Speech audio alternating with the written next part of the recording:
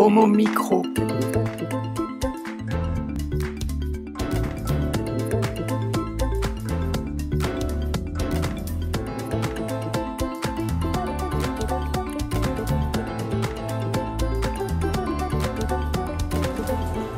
Où que vous soyez, bonsoir ou bonjour, merci de rejoindre l'émission qui se prend au mot.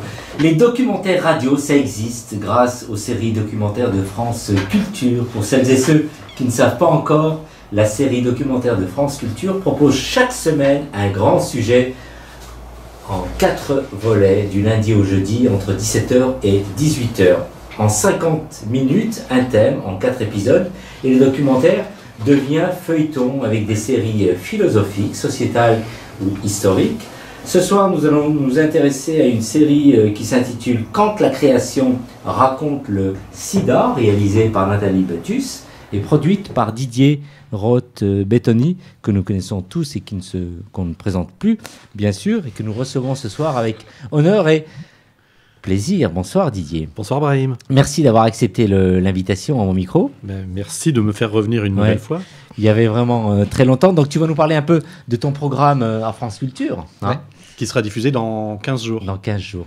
Merci d'être là. Un deuxième invité, grâce à notre ami Mickaël Cousin. Qui est notre invité, Mickaël ? Salut Brahim. Aujourd'hui, j'invite Omar Didi, coprésident du MAG. Et on va regarder comment être le changement quand on est jeune. Voilà. Bonsoir Omar. Bonsoir. Le MAG, ça concerne bien le MAG jeune en fait, oui. Hein, c'est le MAG jeune LGBT, oui. Bienvenue à Mon Micro. Merci pour l'invitation. Un autre jeune, Eric Garnier, pour nous présenter une BD. Bonsoir. Oui, et puis donner. Tu fréquentes le MAG aussi Le MAG vieux alors, mais c'est pas encore créé. On a un MAG adulte, mais c'est pour les 18-30. Et bon. Mais c'est pas Grey Pride Alors j'ai vu d'ailleurs, France Culture a fait une très belle émission sur Grey Pride justement. Et dans Télérama, on voyait un couple d'hommes assez âgés. Je crois qu'il y en avait reçu un d'ailleurs ici, le fondateur, qui était nu. Ils se tenaient dans les bras l'un de l'autre, c'était très beau. Enfin, c'est pas de ça que je vais parler ce soir. Une BD, alors dis-nous quand même le titre de la BD. Alors c'est Panama Al Brown, donc je ne vous en dis pas plus, vous devez le connaître, mais bon. Thomas est avec nous pour nous parler. Bon, ce week-end, il s'est passé plein de choses autour d'une grande opération, n'est-ce pas ? Bonsoir Brahim, bonsoir à tous, tout à fait. Le SIDAction, le VIH, on en parle encore. Pourquoi ? Car l'épidémie persiste. On fera un point là-dessus ensemble. Merci d'être là aussi, Thomas. L'émission est filmée par Daniel Lebras pour notre chaîne YouTube et aussi réalisée techniquement par notre amie Isabelle. Bonsoir Isabelle. Bonsoir Brahim, bonsoir Côté à tous musique, de son, comme d'habitude. Tu me laisses même pas dire bonsoir. Bonsoir Isabelle. Bonsoir Brahim, bonsoir à toutes et tous. Côté musique, donc on va écouter 2 morceaux comme d'habitude. Ça va être un petit peu violent, mais après ça va être tout doux et mignon. Voilà. Moi j'adore quand c'est violent. Ça va te plaire alors. Alors vivement le violent. Merci Isabelle.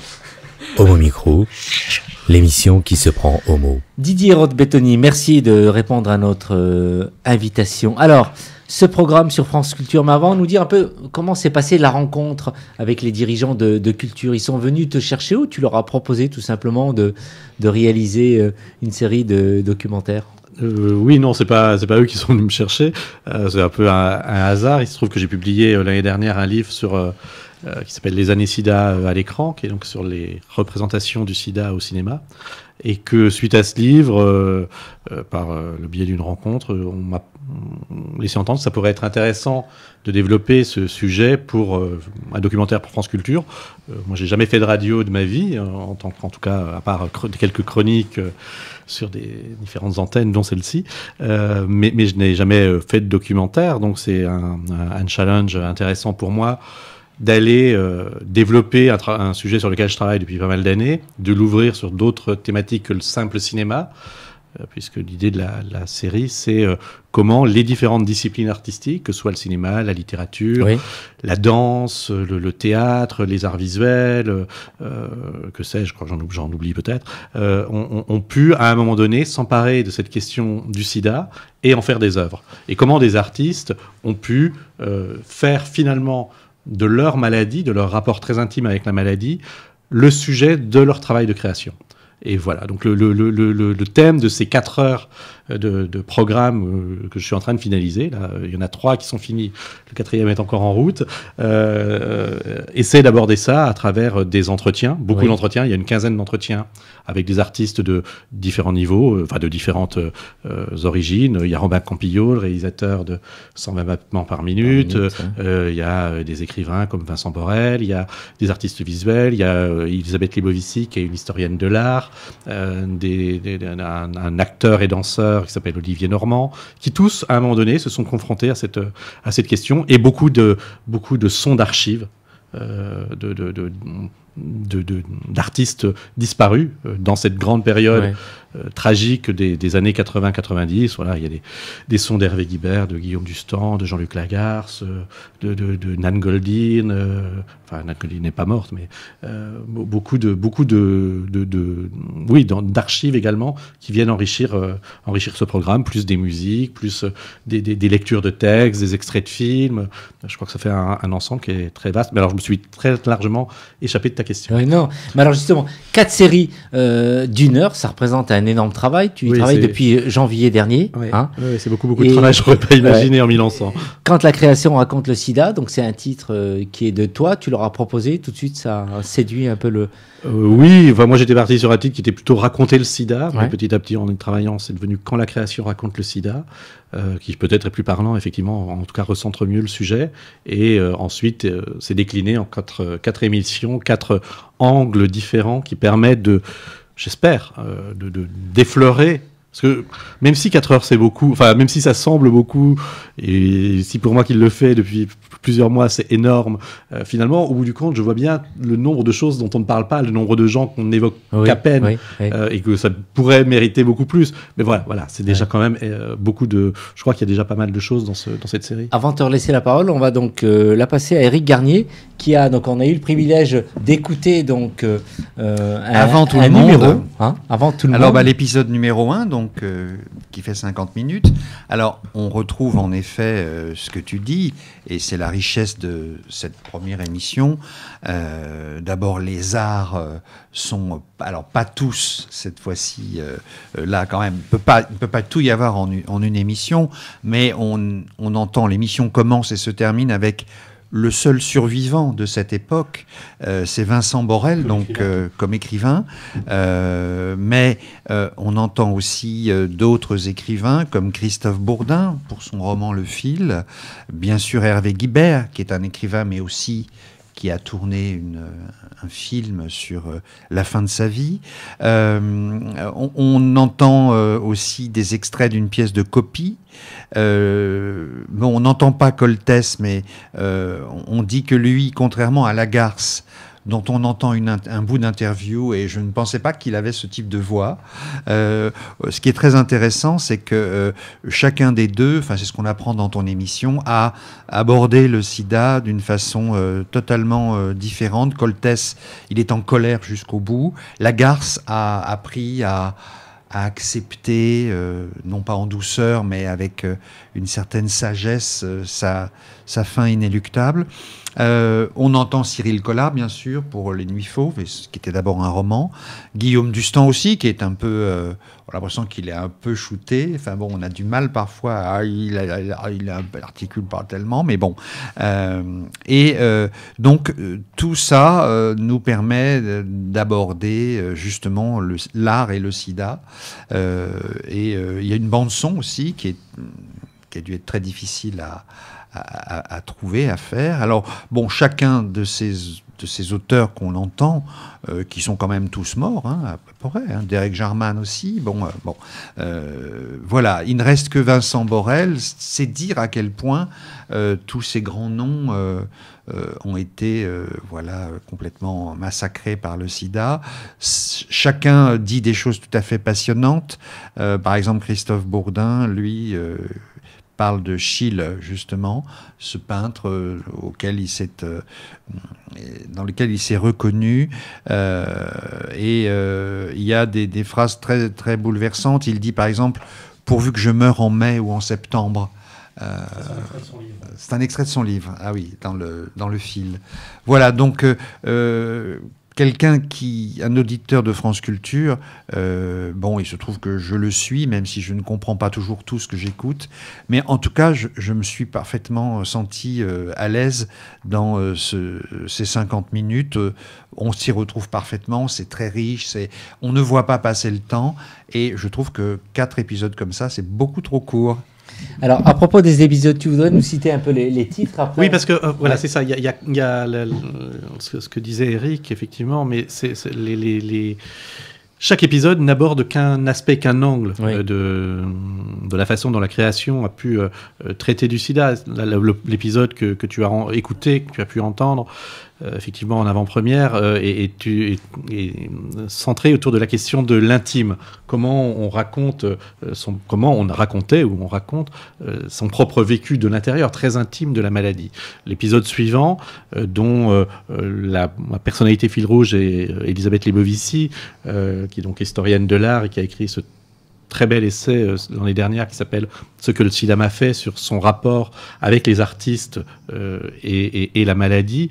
Le deuxième épisode est centré autour de la question du corps. Oui. Comment on représente un corps malade dans une œuvre, que ce soit une œuvre picturale, que ce soit sur une scène, comment un chorégraphe lui-même atteint de la maladie représente, se met en scène, comment on réinvente les corps dansants qui sont atteints par la maladie. Le troisième épisode, celui que j'ai bouclé il y a 1 heure avant de venir ici, est consacré au traitement. Comment on a abordé cette question de la représentation des évolutions des traitements? Parce que les évolutions des traitements ont évidemment, au fil du temps, changé la vie et le corps des malades et des séropositifs, et aussi le mode de vie, comment on vit avec, comment on vivait avant l'arrivée des trithérapies, comment on vit après, et comment on le représente. Donc il y a cette question du traitement dans le troisième, et puis le quatrième, qui reste encore à achever, est consacré à la question de la mémoire et du deuil, c'est-à-dire les gens qui n'ont pas été forcément directement impactés par le virus, mais qui ont été les témoins, les accompagnateurs de ceux qui partaient. Comment on vit avec cette mémoire, comment on la porte dans l'histoire, jusqu'à aujourd'hui. Comment, je pense qu'un film comme 120 battements par minute est justement porteur notamment de cette question, d'autres questions aussi, mais notamment de cette question de la mémoire, de la transmission et du deuil intime vécu par son réalisateur, et puis nous tous. Parce que moi, ce qui m'intéressait de faire dans cette série, c'était pas seulement de raconter le vécu singulier d'artistes, mais c'est comment ça nous renvoie aussi à nos propres histoires, à nos propres vécus, à notre propre passé. Voilà, c'est ça que j'ai essayé de marier avec ces personnalités encore vivantes. Heureusement, dans l'épisode qu'a écouté Eric, il y a Vincent Borel qui est le seul écrivain encore en vie, un des rares encore en vie de cette histoire, mais il y a quand même aussi des metteurs en scène. Il y a 2 metteurs en scène qui sont interviewés, Bruno Gélin et Aurélie Vandendal, qui ont mis en scène récemment des spectacles liés, reprenant des textes de la période du sida. Donc voilà, il y a aussi cette question-là de la transmission, comment ces œuvres réussissent à perdurer après la disparition de leurs auteurs. Comment tu travailles dans les coulisses? Est-ce que tu as une équipe avec toi? On est une équipe énorme, on est 2. Vous êtes 2. Il y a moi et la réalisatrice. Et alors, c'est formidable. C'est formidable parce que moi j'ai une formation de journaliste, une formation d'historien, donc un peu d'essayer de faire les choses de façon très très carrée, très chronologique, très narrative, très pédagogique presque. Et Nathalie, la réalisatrice, elle vient de la création sonore, donc c'est plus quelqu'un qui est dans la recherche formelle, dans la recherche du son. Et donc, on passe notre temps à se confronter, à se dire « Ah oui, mais moi, je voudrais raconter l'histoire comme ça. » Et elle me dit « Non, il faut rajouter... » Et moi, je trouve ça extrêmement enrichissant. Ça m'oblige à déconstruire ma façon de penser et de travailler. Ça l'obligeait à la penser un peu différemment. Et puis, on arrive à trouver des voies de cheminement communs. Et je crois que ça fait un objet radiophonique beaucoup plus intéressant que ce que j'aurais pu faire tout seul. Alors, cette série de documentaires tombe bien, ça tombe justement au moment où 120 battements par minute, c'est vraiment une réussite au cinéma, et le sida, on en parle de plus en plus, et ça interpelle beaucoup de... Oui, c'est exactement ça. Bon, peut-être que je me trompe, mais j'ai tendance à penser que pour ce que j'en entends par ailleurs, que le succès, le très gros succès de 120 battements par minute, puisqu'il va quasiment frôler le million d'entrées, ce qui est quand même vraiment énorme sur un film de 2h20, sur un sujet qui n'est pas forcément le sujet le plus facile pour les spectateurs, est en train de débloquer beaucoup d'initiatives et beaucoup de projets autour de la question du sida, et beaucoup de discussions.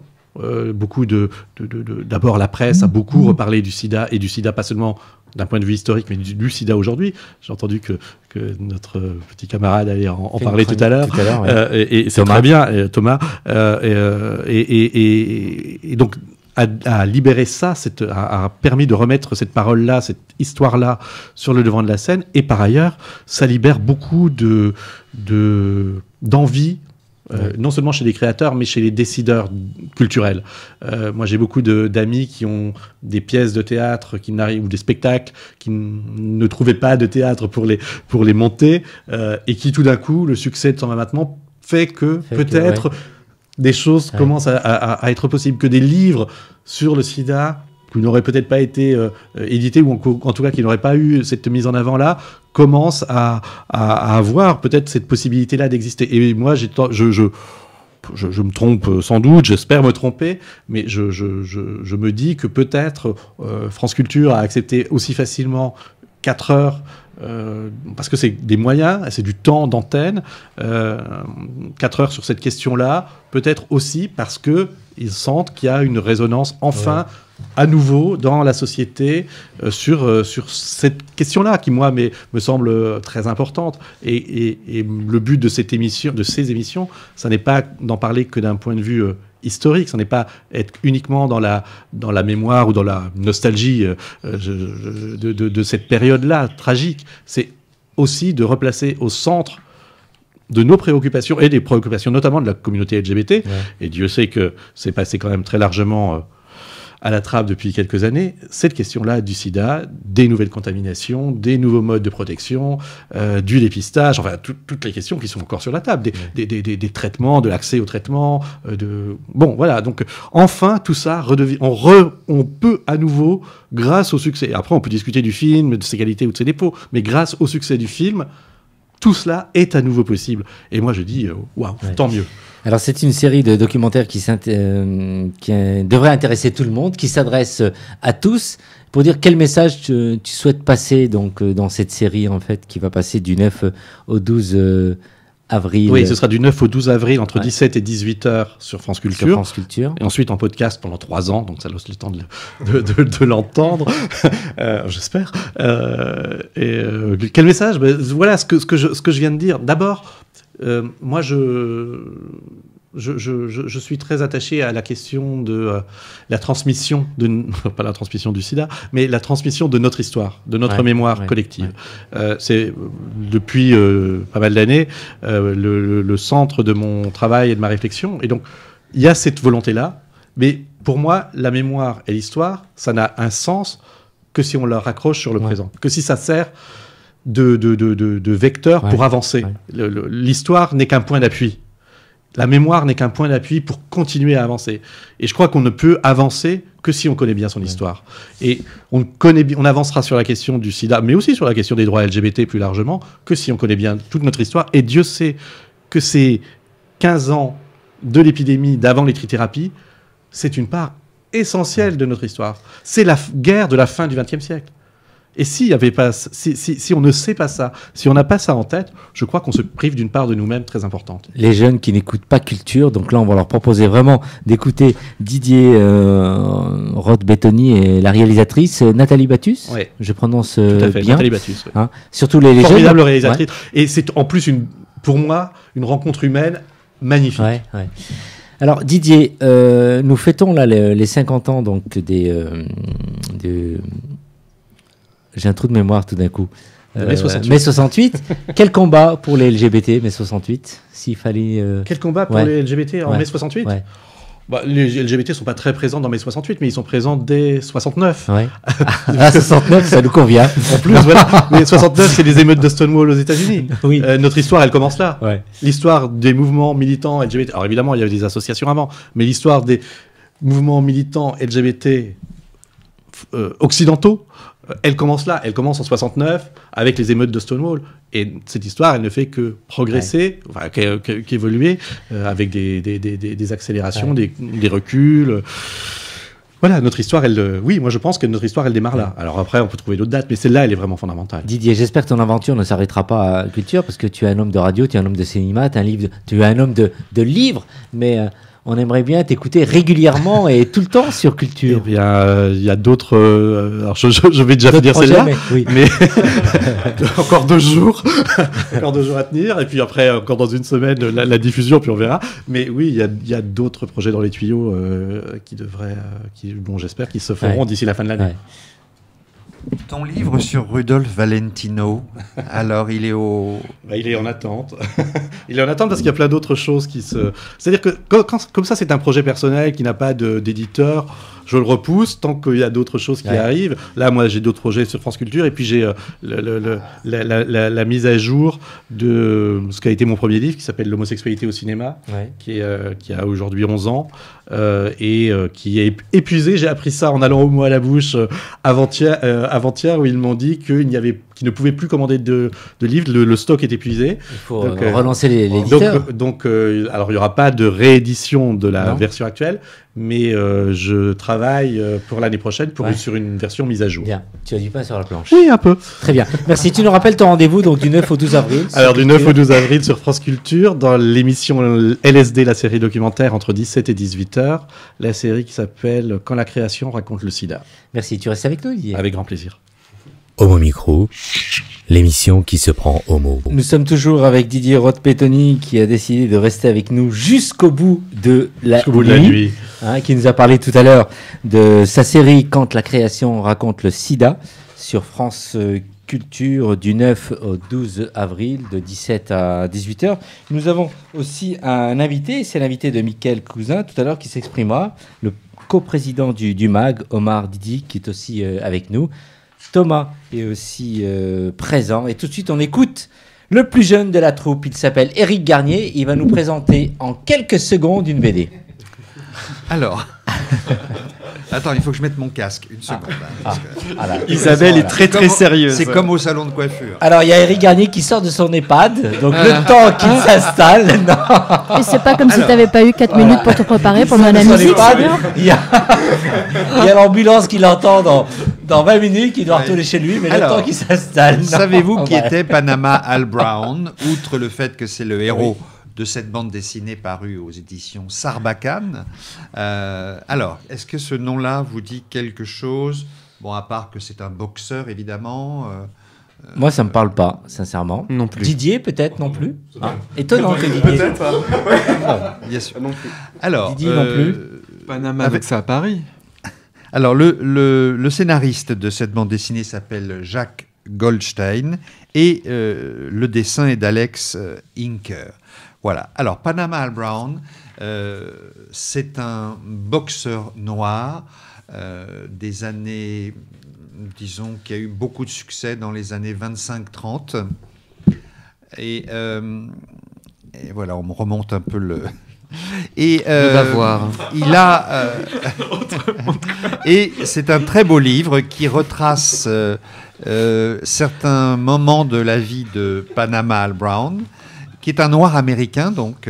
Et je peux décrire la couverture qui est très belle. On voit donc sur un fond bleu 2 boxeurs, enfin 2 hommes noirs qui sont apparemment le même. Et il y en a un qui est en tenue de boxeur, c'est le Panama Al Brown, champion du monde de boxe, je crois qu'il était poids plume, et en face de lui, boxant face à lui, le même mais en smoking, en habit du soir, pour montrer le double visage de cet homme qui en fait est un boxeur pas heureux de l'être. Il est noir, donc dans l'Amérique du début du XXe siècle, on n'a pas forcément trop le choix. Il se retrouve boxeur, il est extrêmement doué. Bon, il est mince, il est agile, c'est un artiste, hein, il danse plutôt qu'il ne boxe. D'ailleurs, Cocteau, au moment où il sera dans le creux de la vague, où il aura perdu son titre de champion du monde en 1935. C'est d'ailleurs le début de la bande dessinée. On voit Panama Al Brown qui est battu, et à partir de cette défaite, donc, un personnage créé dans le scénario, une sorte de journaliste bien franchouillard de chez nous, entend vaguement parler de cet homme longtemps après, et décide de faire partir à sa recherche, et donc ça permet donc de retrouver le fil de cet homme qui était donc plutôt un artiste qu'un boxeur. Il boxait donc en artiste, c'était un poète des gants de boxe, et d'ailleurs pour l'aider à retrouver son titre de champion du monde, Jean Cocteau, qui a entendu parler de lui parce que Panama Al Brown adorait Paris, et il était venu en Europe, et il était le roi de la nuit parisienne. C'est quelqu'un qui adorait le jazz, qui avait donc pas mal de cordes à son arc. Jean Cocteau a entendu parler de lui et a voulu faire c'est devenu un peu sa muse, la muse de Cocteau, qui voulait faire écrire un poème, enfin une sorte de poème visuel à partir de Panama Al Brown. Et pour cela, il a tout fait pour qu'il reprenne les gants à contre-cœur, mais il voulait absolument le remettre au pinacle et l'aider à retrouver son titre de champion du monde, ce qu'il a réussi à faire. À partir de là, on a l'impression que Cocteau l'a abandonné une fois qu'il avait réussi à créer cette œuvre d'art à travers ce boxeur. De même que Panama Al Brown, qui a été très très riche, et qui a tout claqué. Il adorait la vie, il passait son temps à boire du champagne, il était dehors tous les soirs, il était homosexuel en fait. Ce livre ne le cache pas, contrairement à certains livres de biographie sous forme de romans graphiques ou pas, où on cache savamment l'homosexualité des gens. Là, c'est clair, il est homosexuel, c'est un artiste, c'est un homme malheureux qui traîne, bien sûr, toute la souffrance du peuple noir. Bon, il essaye de l'oublier, il essaye d'être flamboyant, et il est non plus un esclave, mais il est complètement exploité par son manager qui abuse de lui. Lui, il est un peu ailleurs, il est dans certains paradis artificiels. Donc c'est la vie assez chaotique, assez magnifique, assez pathétique de cet homme qui a éveillé toujours de la sympathie, qui a même donné des envies artistiques supplémentaires encore à Cocteau. Et le dessin est assez... Alors tout est en noir et blanc. C'est peut-être un peu parce qu'à l'époque où il officiait, où il boxait, les journaux, les films, les actualités, bien sûr, étaient en noir et blanc, et il est de l'époque du noir et blanc. Le dessin est très, très rond, très charnu, très en plein et en délié. Une toute petite réserve, c'est le visage d'Al Brown. Le voilà, alors je vais le montrer, mais en même temps je vais le décrire. Le voilà en 1927, c'est un beau jeune homme tout fin, avec un visage assez beau. Il est, on peut le trouver assez splendide. Et je regrette juste une petite chose, c'est que le visage d'Al Brown dessiné n'est pas très réussi. Il ne rend pas la finesse de ce visage. Voilà, c'est le seul petit point noir, si je puis dire, dans une œuvre de réhabilitation d'un homme qu'on a retrouvé mort sur un trottoir l'hiver à New York en 1950. Car évidemment, après la grandeur, c'est la déchéance. C'est souvent le cas, hélas, des artistes noirs, que ce soit Billie Holiday ou d'autres. Ils brillent à un moment et ils sont rattrapés par toute une série de démons. Et c'est un très beau livre, donc aux éditions Sarbacane, Panama Al Brown. cet artiste noir homosexuel, ce boxeur noir, qui n'a jamais aimé boxer et qui pourtant est arrivé au plus haut, mais s'est trompé de vie, enfin n'a pas pu vivre la vie qu'il aurait certainement souhaité. Didier, inspiré par cette BD? Oui, ça me fait, c'est très beau, la vie racontée par Eric est très belle. Ça me fait penser à un autre roman graphique qui devait être, je crois, peut-être dans la même collection, qui avait été consacré à Joséphine Baker l'année dernière ou il y a 2 ans, et qui, là aussi, parlait du destin flamboyant d'une artiste noire qui quitte les États-Unis pour pouvoir mener sa carrière, vivre sa vie de façon beaucoup plus libre en France, qui devient une sorte d'icône française, icône de la culture française, une résistante, une femme assez magnifique. Voilà, ça me fait beaucoup penser à ça, même si le destin de Joséphine Baker, enfin, encore que, est moins tragique que celui d'Al Brown, même si à la fin de sa vie, quand même, elle a été expulsée, qu'il a fallu des interventions du chef de l'État, du général de Gaulle, pour la maintenir dans sa maison, qu'elle a vécu des moments très difficiles. Mais c'est des beaux destins d'artistes dont à la fois la couleur de la peau, la discrimination dont ils étaient victimes, pousse à se dépasser, et en même temps limite un peu leur ancrage. C'est à la fois leur force et leur faiblesse. Moi, j'aime beaucoup, je suis un grand fan de Joséphine Baker, donc ça me parle beaucoup, ce livre. J'ai assez envie de le voir, de le lire. Il va peut-être te l'offrir. Je ne suis pas sûr, il n'est pas très généreux. Il n'est pas très généreux. On va demander à Eric, il va peut-être pouvoir... Eric... C'était aux mêmes éditions Sarbacane, justement, ce livre sur Joséphine Baker. Et ils ont sorti aussi un livre sur Alan Turing. Voilà, et donc c'est vraiment une belle maison. Eric, moi je vais te proposer de visiter toutes les salles de boxe d'Île-de-France et de proposer ce livre et de dire qu'il y avait à une époque un boxeur homosexuel. Ça peut peut-être inspirer et intéresser plus d'un. En tout cas, c'est... Il y en a eu d'autres, des boxeurs noirs homosexuels. Ah oui. Lesquels? Alors, je ne suis pas du tout un spécialiste de la boxe, j'ai oublié les noms, mais je sais qu'il y a un boxeur noir dans les années 50 qui, lui aussi, a été champion du monde. Et c'est lors d'un combat, il a été victime d'une insulte homophobe de la part de son concurrent, et ça l'a incité à se battre encore plus fort, et à lui donner le coup de poing fatal, si je puis dire. Donc voilà, j'ai oublié le nom de ce garçon, mais ça n'est pas une histoire unique. Merci Eric et merci Didier.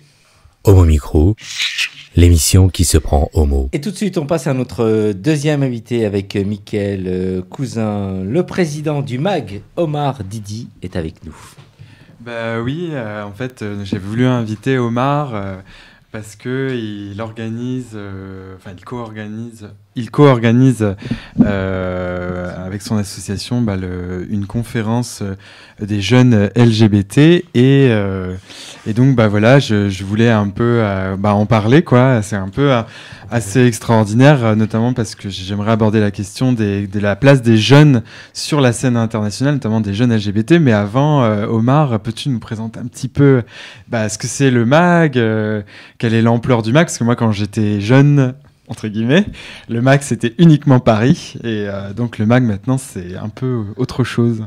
Oui, on a eu pas mal d'évolutions du MAG. Donc, pour ceux qui ne connaissent pas, parce que tout le monde ne connaît pas le MAG, c'est le mouvement d'affirmation des jeunes lesbiennes, gays, bi et trans. Donc, on est une association qui a été fondée en 1985 et qui tourne donc autour de 2 missions. Donc, la première étant de faire en sorte que les jeunes LGBT puissent sortir de l'isolement à travers le dialogue.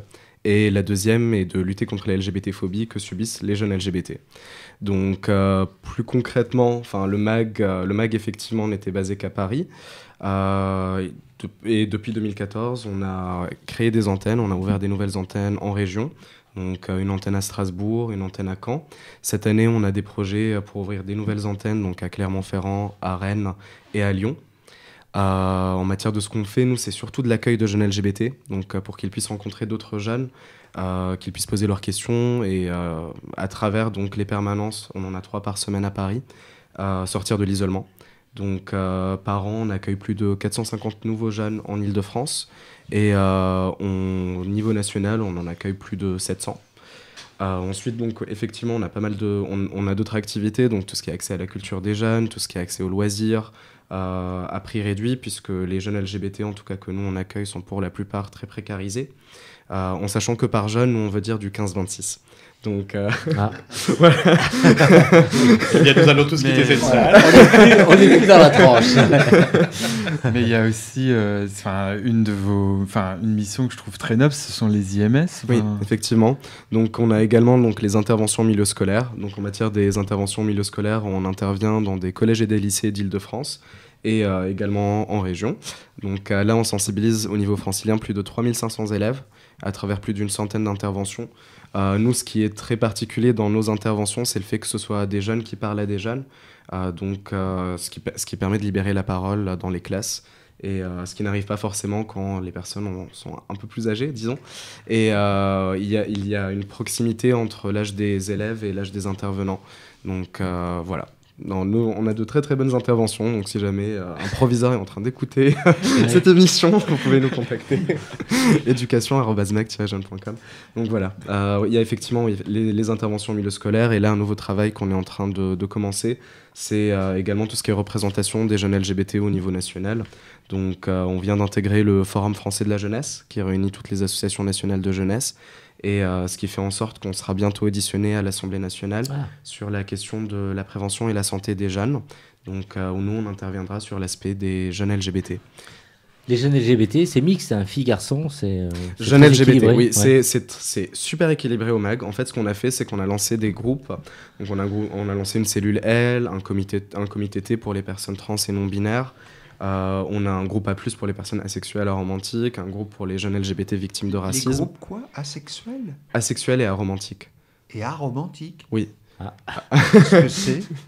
Aromantiques qui sont pas romantiques? Non, aromantiques, ça c'est des personnes en fait qui ne vont pas concevoir les relations de manière romantique. Donc il n'y aura pas d'attirance romantique, et asexuel, c'est qu'il n'y aura pas d'attirance sexuelle. Ouais. Voilà, donc en fait on a lancé tous ces différents groupes. Ce qui permet d'avoir énormément de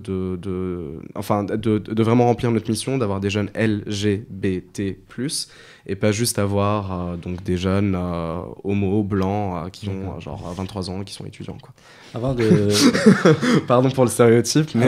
Avant de laisser la question à Mickaël, oui. Tu parlais tout à l'heure d'isolement. Tous ces jeunes qui rejoignent aujourd'hui le MAG, quels problèmes ils rencontrent dans la cellule familiale ou ailleurs encore aujourd'hui? Alors, on est le mouvement d'affirmation, donc de base, on part de phrases qui sont et d'une association qui est très positive. Donc on part du constat que si un jeune s'affirme, et donc si un jeune affirme son orientation sexuelle et ou son identité de genre, oui. Le jeune vivra mieux. Son homosexualité, sa transidentité, sa bisexualité, etc. Donc on n'a pas que des jeunes qui sont isolés. Après, la grande partie des jeunes qui viennent souhaitent vraiment rencontrer d'autres jeunes LGBT pour déjà pouvoir trouver un repère et pouvoir se retrouver dans d'autres personnes qui ont le même âge. Après, en matière des problématiques, il y a énormément de problématiques qui sont encore intrinsèques aux jeunes LGBT. On parlait tout à l'heure de mémoire. Et du fait de ne pas connaître sa mémoire. Moi, personnellement, l'année dernière, j'ai passé une partie de ma coprésidence à regarder les archives de l'association, donc qui date depuis 85, et on est retombé donc sur un papier d'une réunion interassociative qui était à l'initiative du MAG, et avec une bonne vingtaine d'autres associations. Et donc cette réunion-là s'est tenue en 99, et toutes les problématiques qui ont été constatées à l'époque par rapport aux jeunes LGBT sont exactement les mêmes que les problématiques qu'on a actuellement. Ah oui. Les seules choses qui ont changé, donc, c'est le fait qu'un jeune LGBT peut maintenant concevoir le fait de pouvoir fonder une famille. Donc un jeune LGBT peut se dire « Ah bah du coup je peux me marier ». Un jeune LGBT a plus de représentativité au sein des médias, donc dans les films, etc. etc. Par contre, tout ce qui est les problématiques d'harcèlement à l'école, donc l'harcèlement homophobe ou transphobe, dans le secteur de l'éducation, elles sont extrêmement présentes. Tout ce qui est question de prévention, donc d'accès à la santé sexuelle, nous là on est en train d'effectuer une enquête sur l'accès, enfin est-ce que les élèves actuels, qui sont donc scolarisés actuellement ou qui ont été scolarisés les 5 dernières années au lycée ou au collège, ont eu accès à leurs cours d'éducation sexuelle. les chiffres qu'on a, bon, je vais pas en parler parce que l'enquête n'a pas encore été publiée, mais ça ne m'étonne pas, mais le nombre de personnes LGBT qui n'ont même pas accès à des cours d'éducation sexuelle, c'est flagrant. Donc il y a toute une question d'accès aux droits, les jeunes LGBT qui n'ont plus accès au logement, etc., etc. Donc voilà, si on parlait des problématiques, ça serait toute une émission, je pense.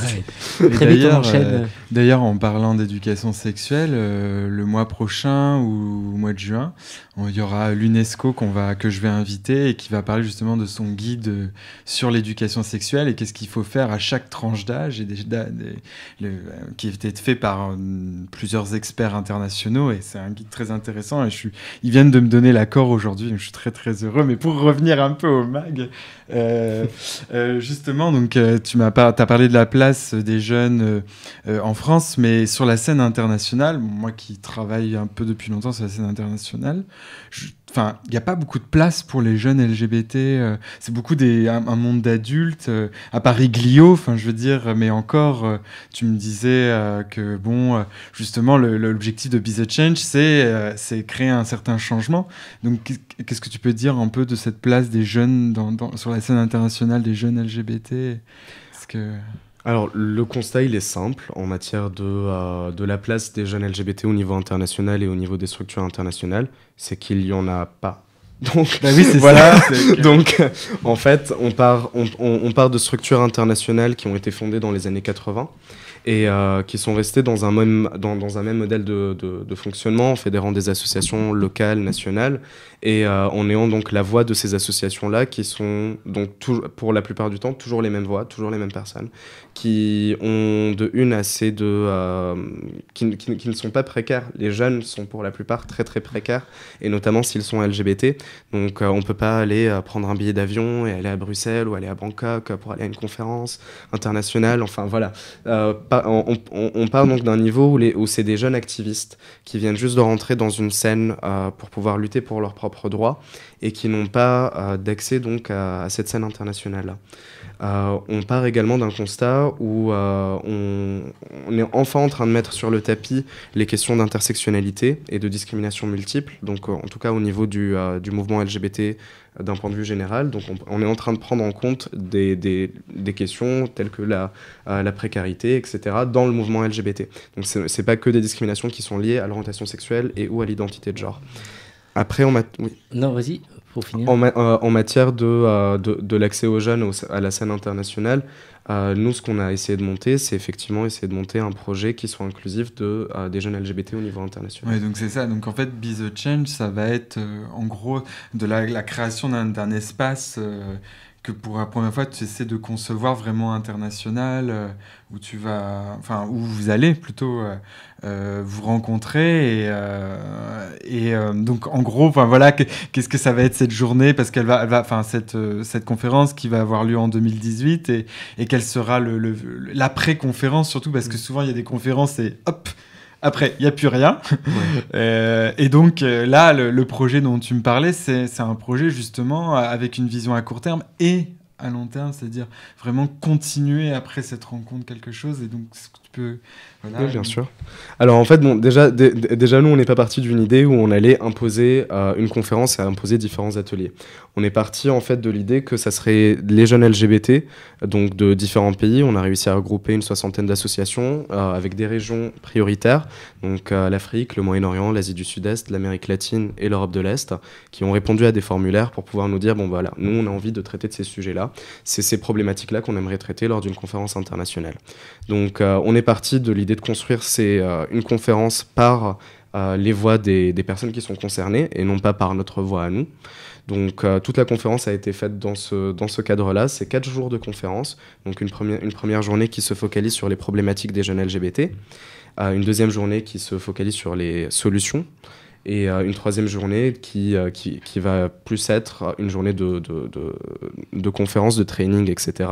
Et pour clôturer, le fait de créer une vraie organisation, une vraie structure internationale pour les jeunes LGBT. Ce qui est relativement exceptionnel et ce qu'on a réussi à faire, c'est le fait déjà de pouvoir fédérer plusieurs pays, beaucoup de jeunes, et également d'avoir une collaboration avec les institutions.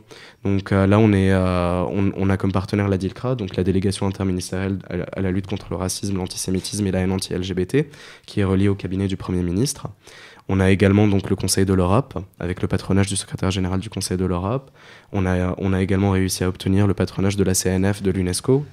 Et on travaille également avec l'Union européenne et avec une organisation internationale qui est basée aux États-Unis pour avoir également un coportage en Amérique du Nord. Et donc voilà, on a vraiment essayé de fédérer le plus possible et le plus de voix possible pour avoir un vrai après-conférence et une conférence qui réussisse vraiment à réunir les jeunes. C'est combien de pays à peu près ? Alors, combien de pays ? C'est à peu près une 60aine de pays, de mémoire. Donc, c'est une 60aine d'associations qui ont rempli les différents formulaires. Un peu d'image. Après, il y aura environ 80 participants donc, lors de l'événement. Et tu me parlais de suivi tout à l'heure. En matière de suivi, on envisage donc trois suivis. Un premier, on est en train d'élaborer une plateforme avec IBM, donc ça serait un intranet pour les associations de jeunesse LGBT. Elles y auraient accès, elles pourraient organiser des visioconférences, envoyer des mailings sécurisés sans que les gouvernements puissent rentrer dedans.